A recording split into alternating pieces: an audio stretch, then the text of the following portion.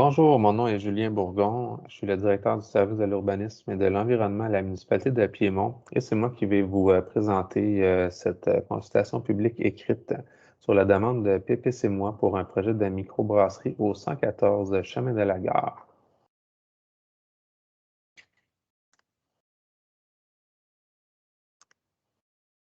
Donc, tout d'abord, je vais vous expliquer le plan de la présentation. Tout d'abord, il va y avoir une mise en contexte. Ensuite de ça, la présentation du projet et finalement, des explications sur la procédure d'adoption du PPC Moi. Donc, tout d'abord, pour la mise en contexte, un PPC Moi, c'est le sigle pour un projet particulier de consultation, modification ou occupation d'un immeuble.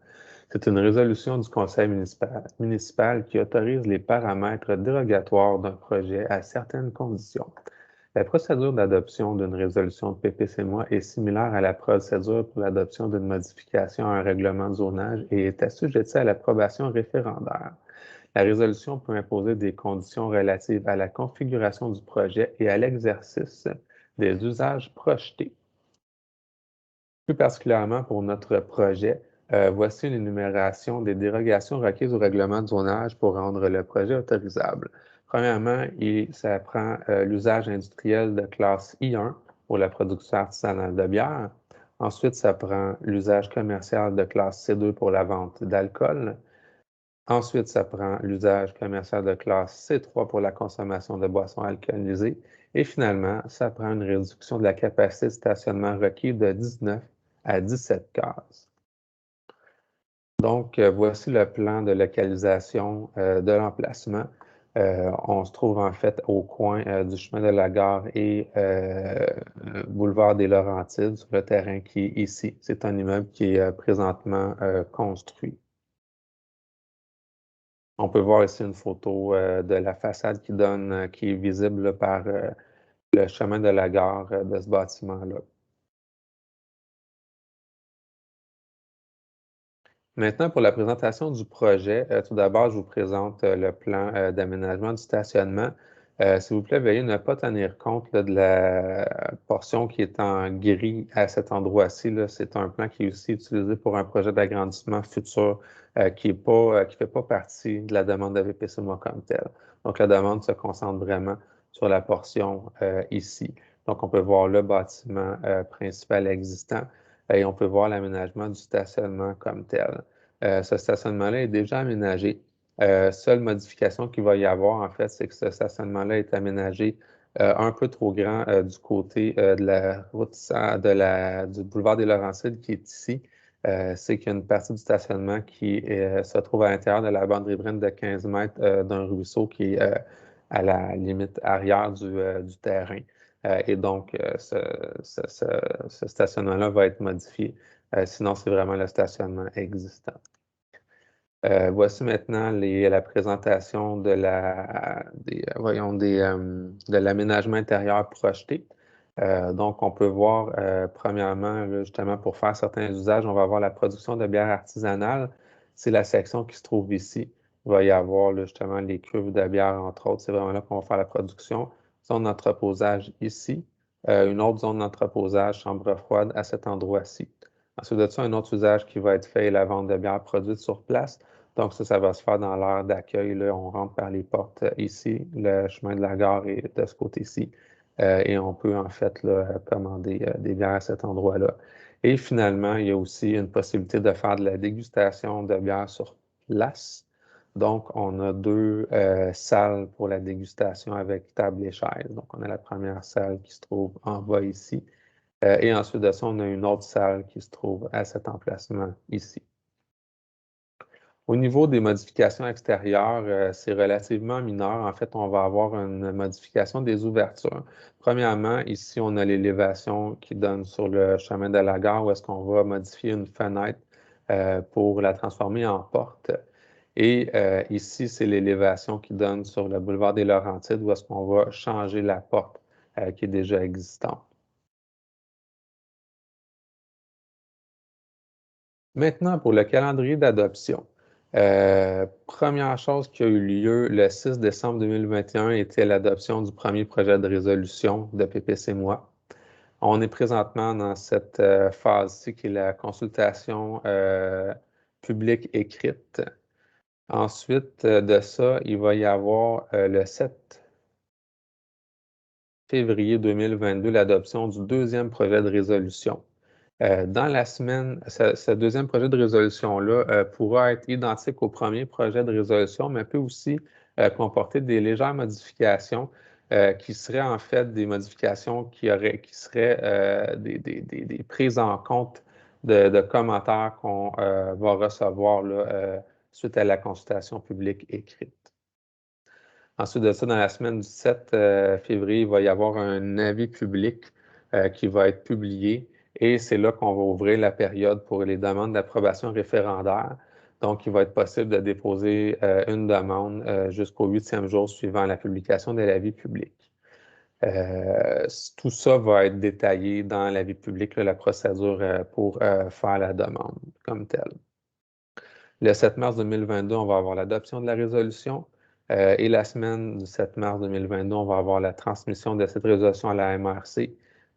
Finalement, 5 avril 2022, délivrance du certificat de conformité de la MRC. Et finalement, dans le fond, suite à cette délivrance, on va avoir le certificat d'entrée en vigueur. Un certificat de délivrance du certificat pardon, de conformité de la MRC et la municipalité va publier un avis d'entrée en vigueur. Pardon.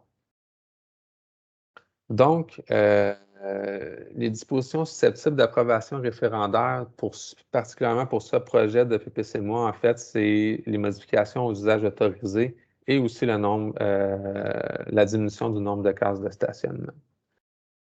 Donc, pour être valide, une demande d'approbation référendaire doit provenir de la zone concernée ou d'une zone contiguë à celle-ci, indiquer la disposition qui en fait l'objet et la zone d'où elle provient.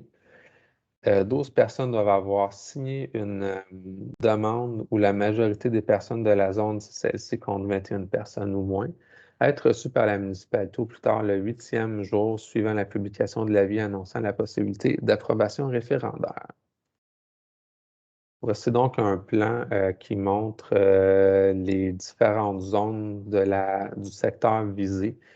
Donc, on a la zone C1-208 qui est la zone où se trouve le projet de microbrasserie. On voit un petit peu plus foncé, là, presque noir, le terrain concerné.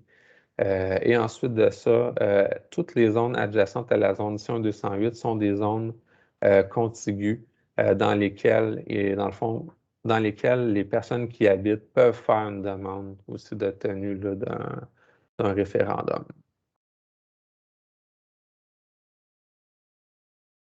Maintenant, je vais vous détailler plus spécifiquement ce qui a été autorisé, en fait, ce qui est projeté d'autoriser par le biais du premier projet de résolution qui est adopté qui a été adopté le 6 décembre 2021. Premièrement, autoriser spécifiquement l'usage de production de bière artisanale de la classe industrielle I1, alors que l'article 2.13.2 du règlement de zonage 757-07 par le biais de la grille des usages et des normes de la zone C1-208 n'autorise pas l'usage industriel. Ensuite, autoriser spécifiquement l'usage de vente de bière produite sur place de la classe commerciale C2, alors que l'article 2.13.2 du règlement 757-07 par le biais de la grille des usages et des normes de la zone C1-208 n'autorise pas l'usage commercial C2. Autoriser spécifiquement l'usage de brasserie pour consommation de bière produite sur place de la classe commerciale C3, alors que l'article 2.13.2 du règlement 757-07 par le biais de la grille des usages et des normes de la zone C1-208 n'autorise pas l'usage commercial C3.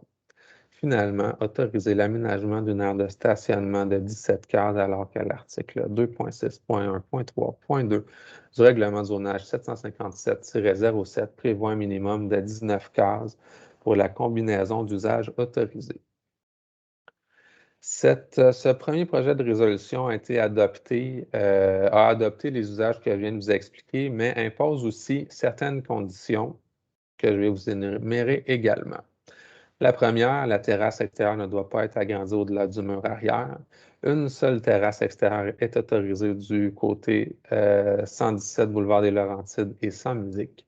Les cases de stationnement de l'aire de stationnement situées au bas du mur de soutènement ne peuvent être inclus dans le calcul de la capacité de stationnement.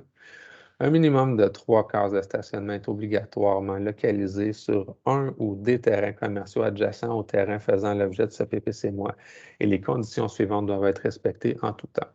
L'espace ainsi utilisé est garanti par servitude réelle et inscrit au bureau de la publicité des droits. Tout changement à la servitude doit être approuvé par le fonctionnaire désigné.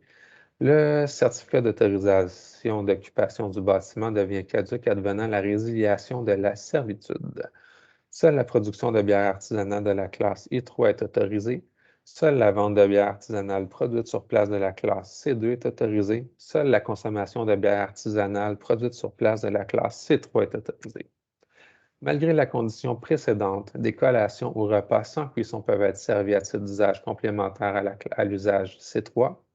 La présentation de spectacles est spécifiquement interdite. Les conduits d'évacuation, ventilation nécessaires pour le brassage de la bière sont localisés sur le mur arrière, sur le mur du bâtiment principal donnant sur le boulevard des Laurentides. Le fait de laisser se produire des émanations perceptibles hors des limites de la propriété provenant de l'entreposage des drèches est une nuisance et est prohibé. La marchandise doit être livrée par des véhicules d'au plus 1 tonne de charge utile.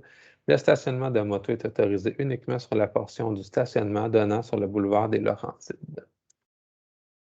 Pour toute question ou pour formuler un commentaire écrit sur le présent projet, vous pouvez soit envoyer un courriel à l'adresse suivante, dirigent@commercial-piedmont.ca, envoyer une correspondance écrite au 670 rue principale Piedmont, Québec 0R1KO adressé au service du greffe, ou encore appeler au 450-227-1888 au poste 236.